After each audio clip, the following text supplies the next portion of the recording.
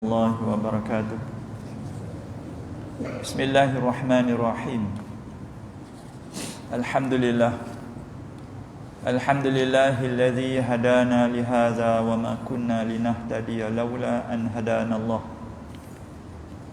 صلاة وسلاما على نبينا الكريم سيدنا وحبيبنا وشفيعنا محمد بن عبد الله وعلى آله وصحبه ومن تبعهم بإحسان إلى يوم الدين. سبحانك لا علم لنا إلا ما علمتنا إنك أنت العليم الحكيم ولا حول ولا قوة إلا بالله العلي العظيم. أما بعد. قال المؤلف رحمه الله تعالى ونفعنا بعلومه وبركاته في دارين آمين. Malam ni kita tengok lagi daripada ringkasan di belakang daripada kitab Faridatul Faraid ni, muka surat 57. Baik, yang di bawah itu makna la ilaha illallah mengandungi 41 akidah. Dia alhamdulillah tuan-tuan dan puan-puan kaum muslimin muslimat rahimakumullah. Syukur kehadirat Allah Subhanahu Wa Taala sampai saat ini kita dapat lakukan kewajipan kita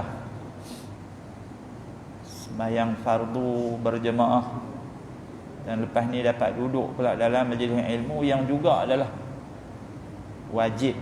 Menuntut ilmu tu wajib. Jadi mudah-mudahan Allah Ta'ala bagi kepada kita kefahaman dalam agama ini, lebih-lebih lagi dalam bab akidah. Baik. Jadi disebut di sini tentang kalimah la ilaha illallah, yang kemudiannya Muhammadur Rasulullah.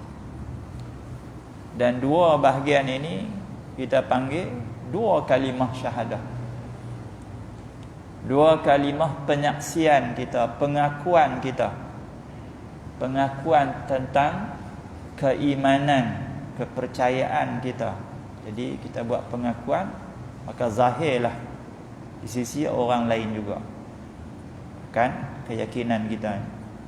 Baik, yang pentingnya kita nak faham malam ni, bila kita sebut dua kalimah syahadah ni, apa maksud dia? Tak memada dengan kita ambil tengok buku la ilaha illallah Muhammadur Rasulullah, tengok terjemahan ni cukup. Tak. Bahkan di sini dia kata apa? Mengandungi 41 akidah di dalam kalimah ni. Jadi kita nak kena faham, kita sebut lafaz ni, kalimah la ilaha illallah ni kita sebut kalimah tahlil.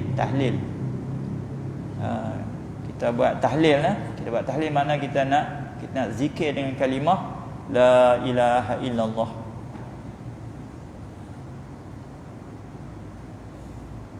Satu hadis Nabi sallallahu alaihi wasallam, miftahul jannah la ilaha illallah. Anak kunci syurga itu ialah la ilaha illallah.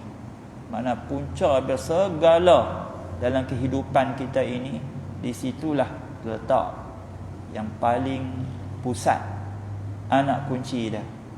Tak ada yang ni, hal lain habis lara, jadi tak ada nilai, tak ada makna. Walaupun pada zahir nampak dia hidup senang, elok macam orang lain juga. Kerana kita nak menuju ke akhirat dengan kalimah ini. Baik. Jadi kalau kita terjemah la ilaha illallah, la tidak ada ilaha Tuhan illa melainkan Allah. Tidak ada Tuhan melainkan Allah. Itu terjemah harfiah, satu kalimah.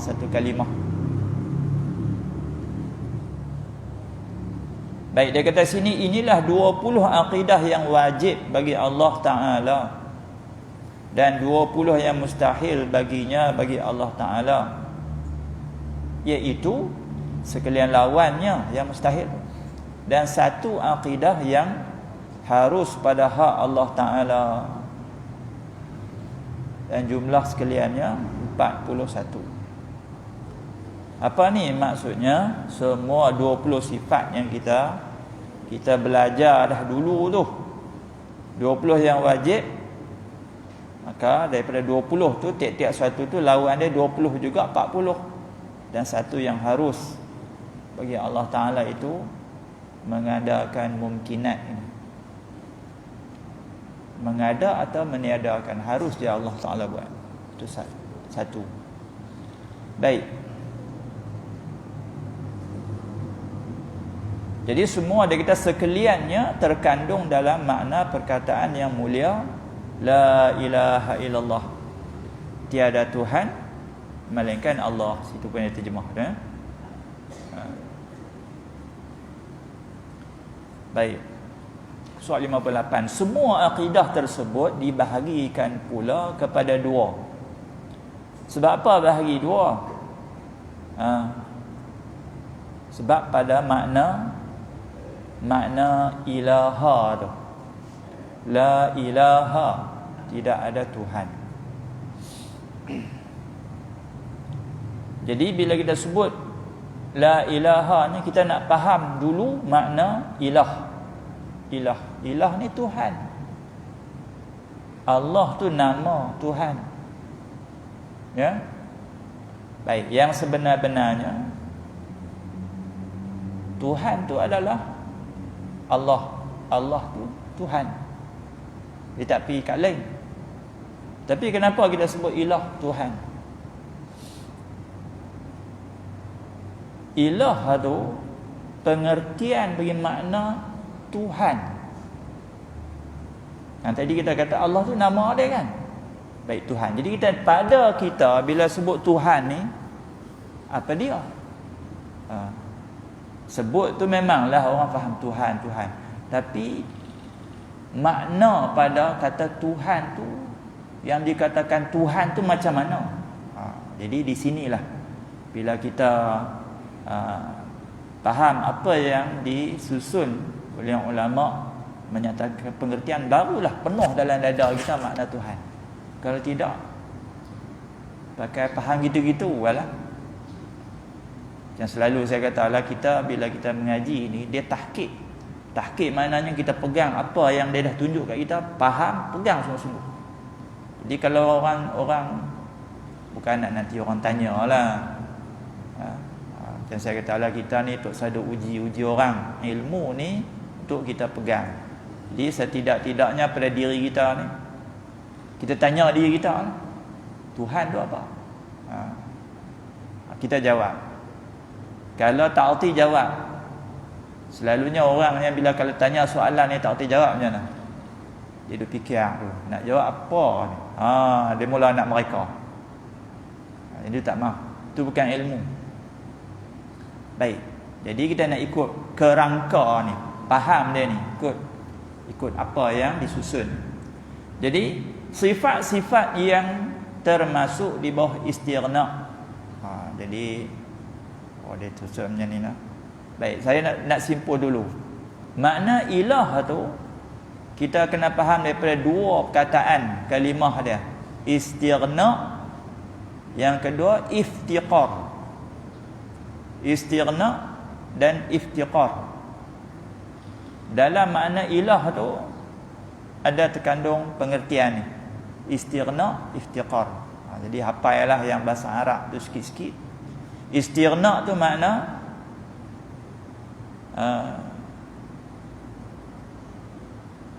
kalau dalam kata-kata tu, istighna'ul ilahi an kulli ma siwahu wa iftiqaru kulli ma adahu ilaihi.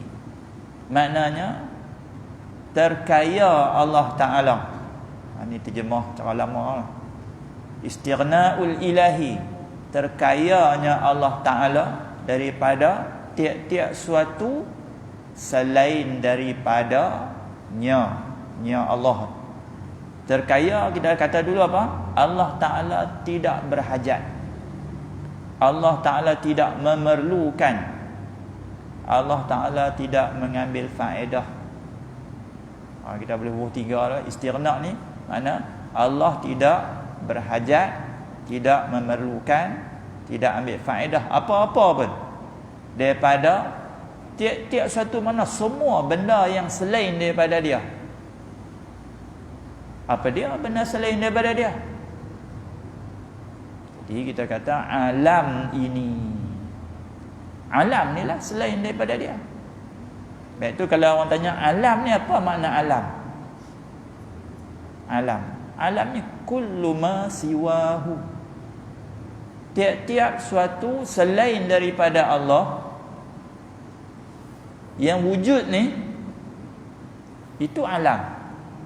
Semua sekali tanpa kecuali.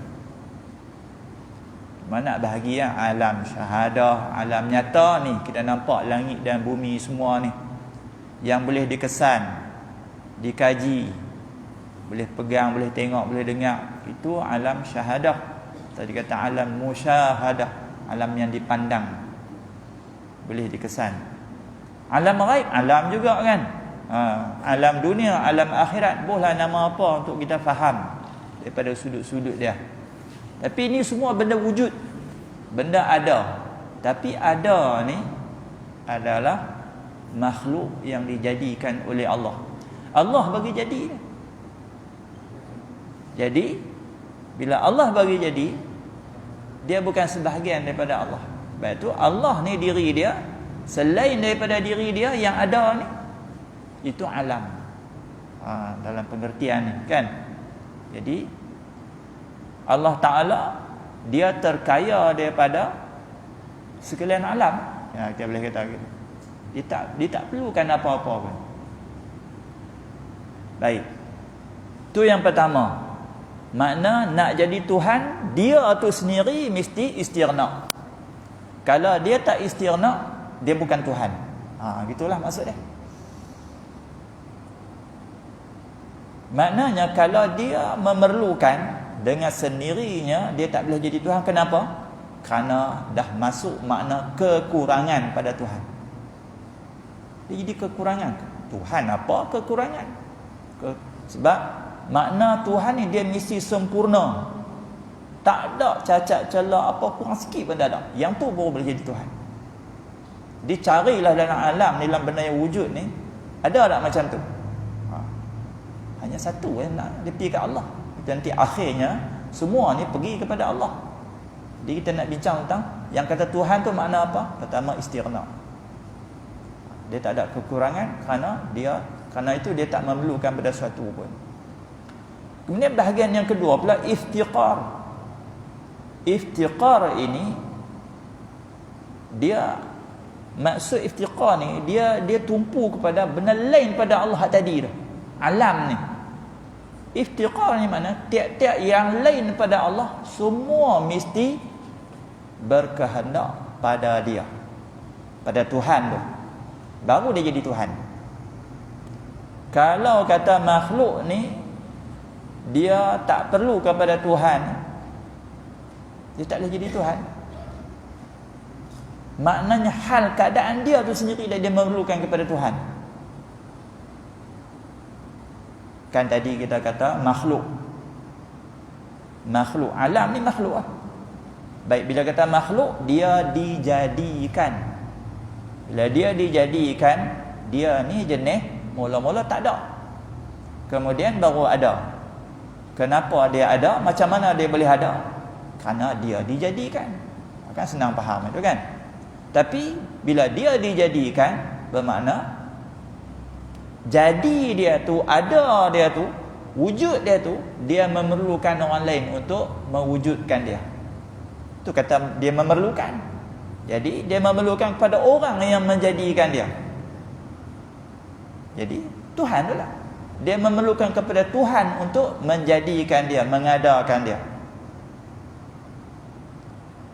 Jadi maksudnya semua yang dijadikan ni punca daripada Tuhan tu je. Kalau kata Tuhan ni, makhluk ni sebahagiannya perlu kat dia, Sebahagian perlu kat lain pula. Mana dia tak jadi Tuhan. Dia terlepas ada benda yang di luar daripada kekuasaan dia. Sebab orang tu ada bukan dengan dia yang jadikan. Tak. Mana? Oh, tak boleh jadi Tuhan gitu. Tuhan ni mesti semua sekali yang wujud ni tumpu kepada dia. Dia berkehendak pada dia. Wujud daripada tak ada jadi ada. Dah ada pun setiap saat dia tetap bergantung, berhajat kepada Tuhan untuk dia wujud.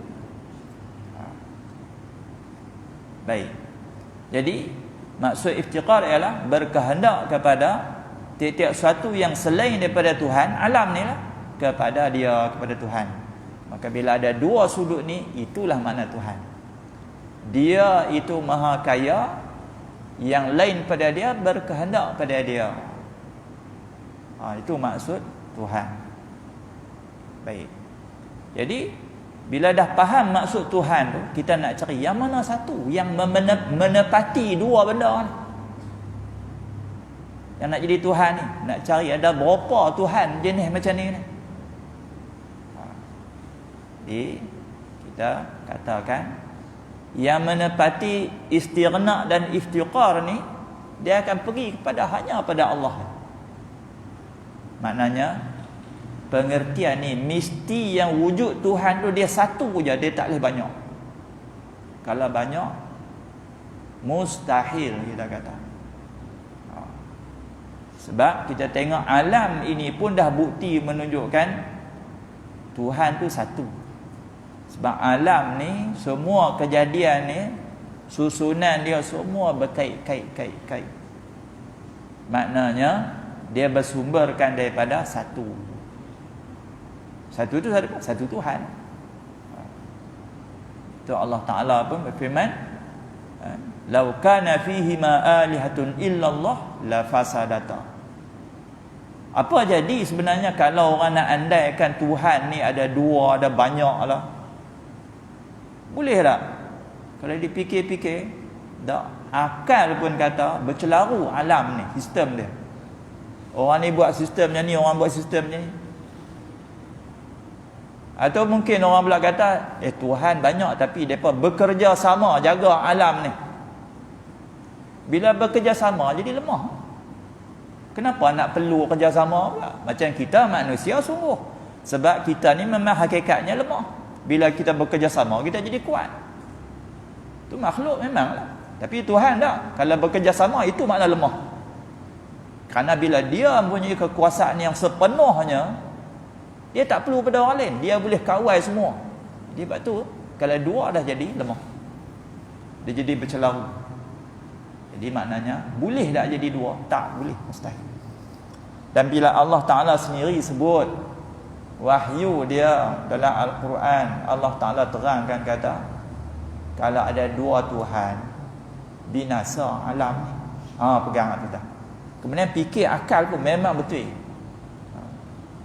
Dan sebenarnya benda-benda yang macam ni, walaupun setengah orang kata ni kita duk bincang bab kitab klasik, kitab kuning ni, kitab lama apa, bab akidah ni, makna akidah sejak Nabi Adam AS sampai kiamat, sampai di akhirat, akidah ni tak berubah. Makna dia tak lapuk. Sebab dia benda hakikat, benda benar. Bahkan cuba tengok, kita buka type lah YouTube apa, tengok orang-orang yang duk persoal-soal. Kalau kita tengok paling selalu banyak dalam talk Dr. Zakir Naik tu, banyak soalan-soalan yang begini. Maknanya sampai sekarang pun manusia, orang yang tak beriman, dia berfikir tapi dia tak dapat petunjuk betul-betul. Walaupun dia menghampiri, tapi dia duk fikir, makna dia duk fikir benda tu, dia tak ada jawapan. Macam orang yang duk fikir tentang, kalau dia kata kalau Tuhan satu, kenapa ada banyak agama pula? Dan tiap-tiap agama ni ajaran Tuhan dia lain-lain pula. Celaru. Jadi adakah Tuhan tu ada banyak pula? Tiap-tiap agama ni ada Tuhan dia pula. Kemudian masih lagi duk tanya, ada yang tanya pula, kalau kata Tuhan ni jadikan semua alam ni Universe ni semua, siapa jadikan Tuhan? Dia sendiri duk tanya. Ni zaman lah pun masih lagi orang duk berfikir macam tu. Jadi kita duk bincang ni benda yang sepanjang zaman. Jadi kita kena ada jawapan. Benar akidah.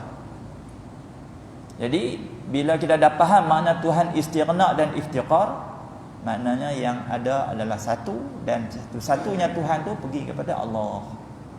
Itu bila kita nafikan tidak ada Tuhan, kita menafikan makna ketuhanan yang lain pada Allah. La ilaha, tidak ada Tuhan. Kita tak nafi Allah, kita nafi makna ketuhanan yang ada pada orang lain pada Allah. Ada tak? Ada tak pada yang lain pada Allah ada sifat ketuhanan ni? Tak ada. Itu pengakuan kita. Illallah, melainkan yang ada Tuhan tu adalah Allah. Jadi ini cakap-cakap lil hasri, maknanya dia nak kosongkan habis tak ada, dia nak tetapkan satu sahaja. Macam kita lah, kita bersembang, kita cakap, kita nak bagi orang terang-terang, kita nak kata contoh, kita kata rumah. Dalam rumah tu ada satu orang. Ada satu orang. Kita nak habaq ke orang, dalam rumah tu ada seorang je. Tak ada dua, tak ada tiga. Lalu kita kata apa? Dalam rumah tu tak ada siapa . Dia seorang duk. Kan dia cakap tu kan? Rumah tu bukan ada siapa. Dia seorang je. Maksudnya apa? Memang tak ada suruh siapa-siapa pun. Dia seorang je duduk rumah. Jadi gitulah. Kita menolak. Kita kata tak ada Tuhan. Tapi bila kita bercakap, kita sebut la ilaha illallah, ni dalam hati kita telah ada makna Tuhan tu duk ada dalam hati kita. Yang sah tu ada. Kita duk kata tak ada tu, kita maksud kita hak lain pada Allah tu tak ada. La ilaha illallah, tak ada Tuhan melainkan Allah. Itu jangan duk ikut sangat terjemahan tu sehingga dia boleh terbawa kepada tidak ada Tuhan. Dia nafi semua dengan Allah dia nafi juga.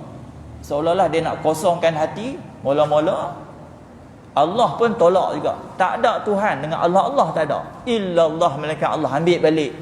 Yang tu salah. Zikir macam tu salah. Mana boleh zikir sat nafi Allah, sat isbat balik Allah. Tak. Yang kita nafi tu nafi selain pada Allah, dan kita isbat tu Allah. Nafi tu menafi lain dan menetapkan Allah itulah yang Tuhan, satu-satunya Tuhan. Maksudnya gitu. Itu yang kata nafi isbat tu. Kita zikir nafi isbat. Memanglah kita kadang-kadang bila orang cakap, faham tak ni zikir la ilallah nafi isbat ni? Kita pun tak apa nak ingat. Masa tak berani nak jawab kan. Nafi apa? Isbat apa? Bukannya apa sangat pun.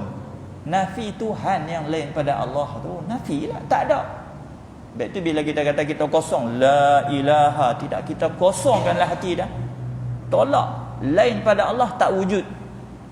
Itu yang kita gambarkan dalam hati kita. Selain daripada Allah itu tidak wujud Tuhan. Yang mana hakikatnya lain pada Allah tu ada kemungkinan dia ada tak? Tak ada. Dia tak mungkin ada. Mustahil ada.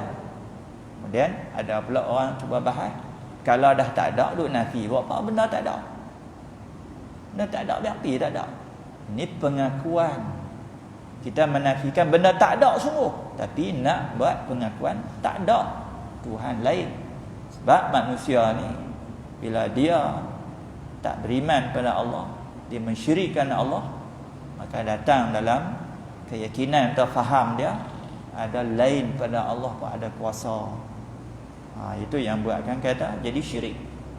Apatah lagi kalau ada Tuhan lain, Tuhan ni, Tuhan tu. Baik. Jadi di sini dia sebut istighna itu. Bila kata Allah tak memerlukan kepada lain daripada diri dia, makna dia tidak memerlukan kepada makhluk-makhluk ni. Makna dia nak sebut ni lazim pada dia ada sifat-sifat. Bila ada sifat ni dia tak perlu pada orang lain. Mana dia? Sifat wujud. Dia memang wujud. Makna wajibal wujud. Kita sebut kalau wujud Allah ni kita wajib wujud. Bila wajib wujud, dia tidak boleh menerima nafi. Benda wajib ni benda wujud ada, wajib ada. Tidak boleh tiada. Jadi bila wajib ada, dia memang ada lah. Dia tidak memerlukan kepada orang lain untuk dia wujud. Itu makna wujud pada Allah. Dia memang ada. Jadi dia tak perlulah pada orang lain. Kita ni jenis asalnya tak ada. Bila tak ada, kita memerlukan kepada orang lain mengadakan kita. Perlu pada Allah. Yang kedua qidam. Kemudian baqa. Kita sebut dua-dua ni. Qidam, baqa. Maknanya qidam dulu wujud dia tak ada permulaan. Sama jugalah lebih kurang. Mana dia masuk situ. Mana qidam ni wujud Allah tak ada permulaan. Sebab kalau ada permulaan, ada orang menjadikan dia. Itu mustahil lah. Dia tak, pasal dia tak memerlu kepada orang lain kerana dia qidam. Memang dah ada dah sejak azali lagi qidam. Begitu juga baqa. Dia kekal selama-lamanya, maka dia takkan binasa. Macam kita akan binasa, kita mati daripada dunia ni. Jadi kita tak boleh nak tolak mati tu. Kerana ada yang lain daripada kita ni berkuasa. Allah berkuasa atas kita. Jadi Allah ni dia kekal. Adakah kekal dia tu dia memerlukan pada orang lain untuk kekal? Tak, sebab dia sifat kekal. Kita yang tadi kita kata di dunia ni kita mati, tapi bila dibangkitkan di akhirat kita akan kekal selama-lamanya. Tak akan binasa, tak akan mati dah. Bayangkan. Macam mana boleh tak mati pula? Di dunia ni mati. Makin tua mati. Tak boleh buat apa. Tak mau mati pun mati juga. Tiba-tiba macam mana di akhirat tak mati pula? Akal boleh terima lah. Kalau kita faham betul-betul kenapa kita mati. Allah mematikan kita. Kenapa kita mati? Di dunia ni tengoklah Allah Ta'ala letakkan peraturan alam manusia hidup di dunia ni. Mula-mula lahir kecil, kemudian membesar, jadi kanak-kanak, jadi remaja, dewasa, jadi orang tua. Lemah, nak hidup berapa lama? Allah matikan dia. Makna dia qadar Allah, ketentuan Allah, peraturan Allah di dunia ni macam tu. Dia kena ikut.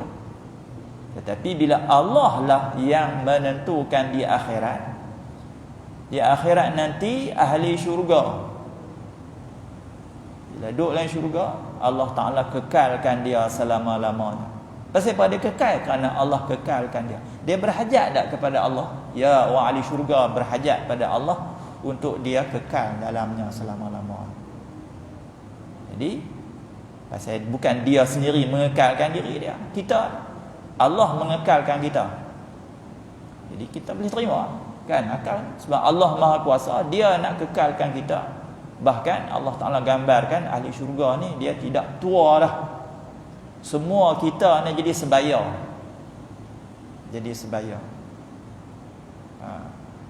Tua ni tua di dunia, tapi perjalanan akhirat tu nanti bila bangkit jadi sama sebaya. Laluan kita sama, tua muda sama. Baik. Jadi Allah Ta'ala oleh kerana dia sifat dia memang sifat dia baqa, dia tidak menerima nafi pada baqa tu, makna dia tak binasa.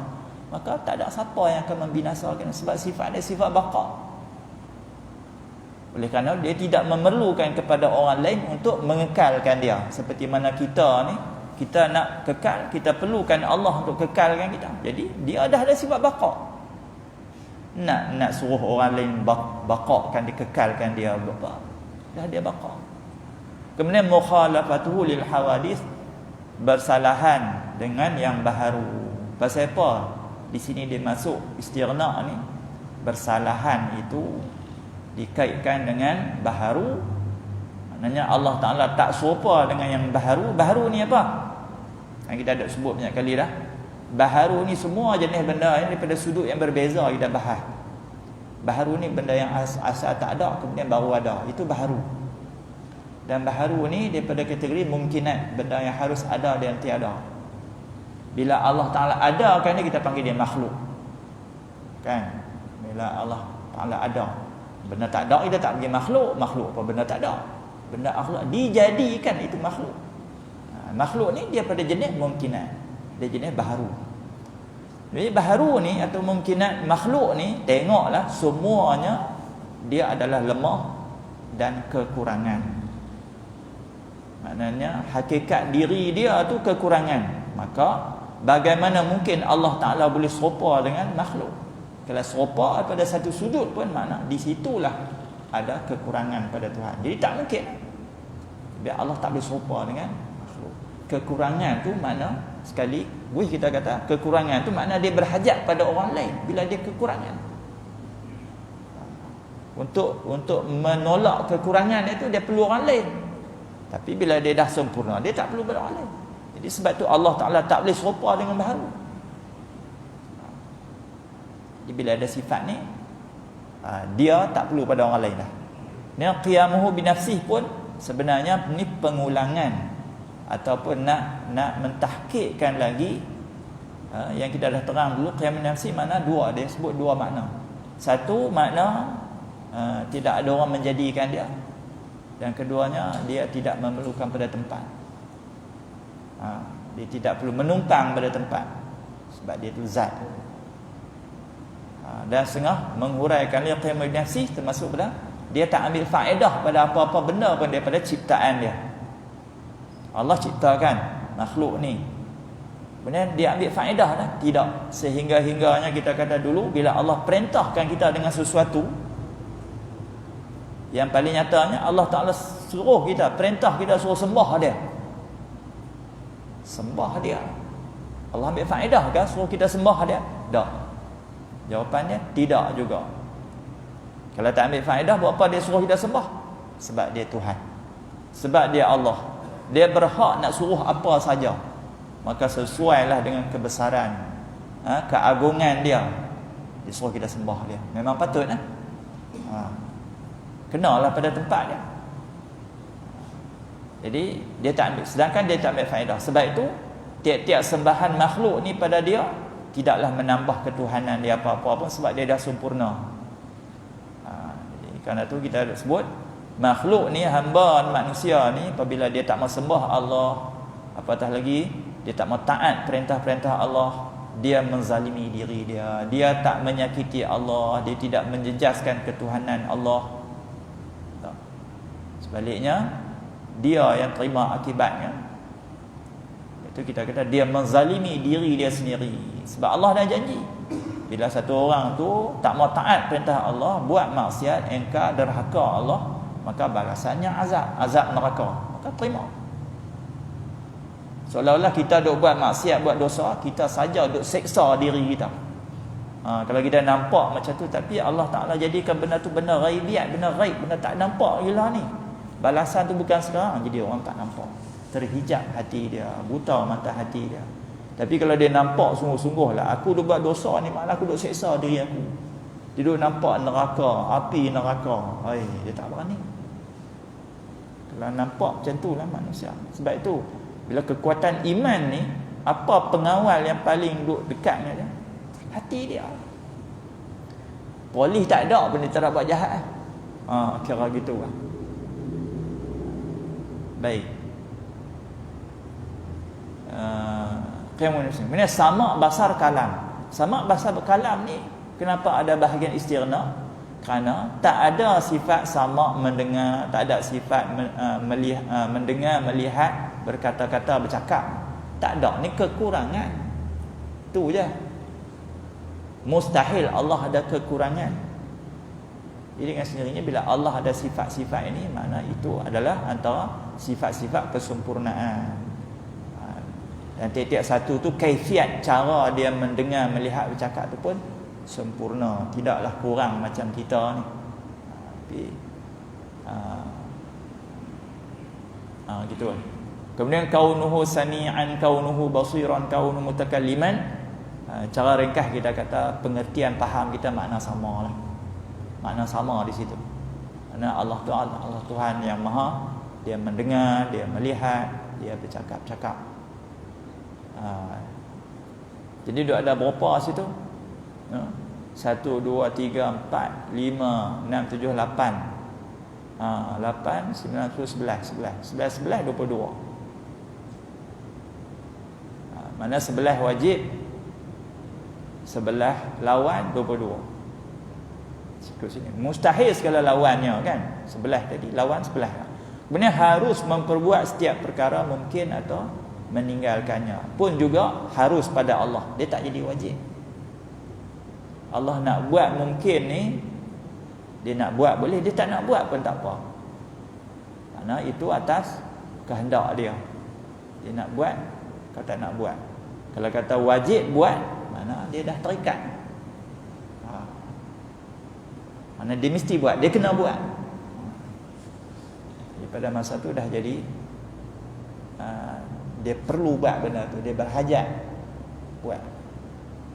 Macam kita lah, kita ni banyak benda yang kita buat, semua kita berhajat pada benda tu. Jadi Allah Ta'ala dia tak buat pun, dia tetap macam tu, serupa. Jadi faham kita daripada sini, inilah sifat-sifat. Bila dia ada sifat ni, makna dia istighna, cukuplah. Kemudian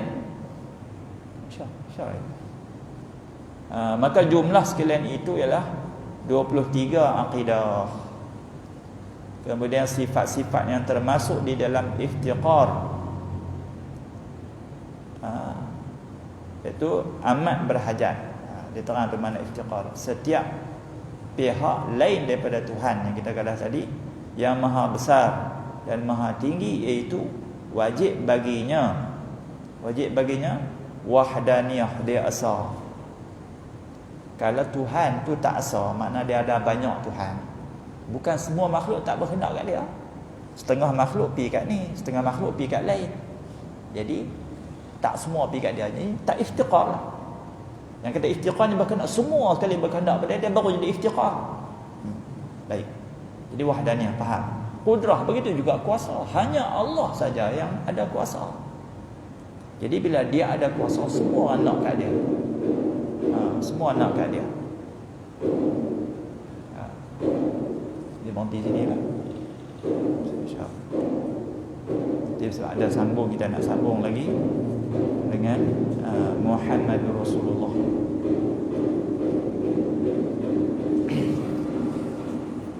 Wallahu a'lam. Bismillahirrahmanirrahim. Alhamdulillahirabbil alamin, wassalatu wassalamu ala sayyidina Muhammad wa ala alihi wa sahbihi ajma'in.